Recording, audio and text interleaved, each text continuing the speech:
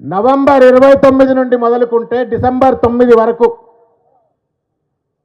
జరిగినటువంటి ఒక 11 రోజుల పాటు నిరాహార దీక్ష ఏదైతే ఉందో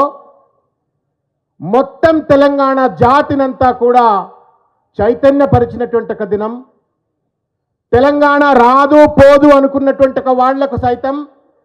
తెలంగాణ వస్తది అట్లెట్ల రాదు అని చెప్పని బరిగీసి నిలబడి కొట్లాడేందుకు ఒక ఆత్మస్థైర్యం కల్పించినటువంటి ఒక మహత్తరమైనటువంటి ఒక దినం ఈ దినం. వాస్తవానికి 2009 ఎన్నికల తర్వాత తెలంగాణ రాదు, టీఆర్ఎస్ పార్టీ ఉండదు, మొత్తం నాయకులంతా పార్టీని వదిలిపెట్టి వెళ్ళిపోతారు, ఉద్యమం లేదు ఖేల్ ఖతం అని చెప్పని పెద్ద ఎత్తున ఆ రోజు ఉన్నటువంటి ఒక సీమాంధ్ర నాయకులు పార్టీలన్నీ కూడా కుట్ర పన్ని ఉద్యమ అస్తిత్వం పైన దాడి చేసేటువంటి ఒక దుర్మార్గమైన ప్రయత్నం చేస్తున్నటువంటి ఒక తరుణంలో మొక్కవోని ధైర్యంతో మడమ తిప్పని పోరాటం చేస్తూ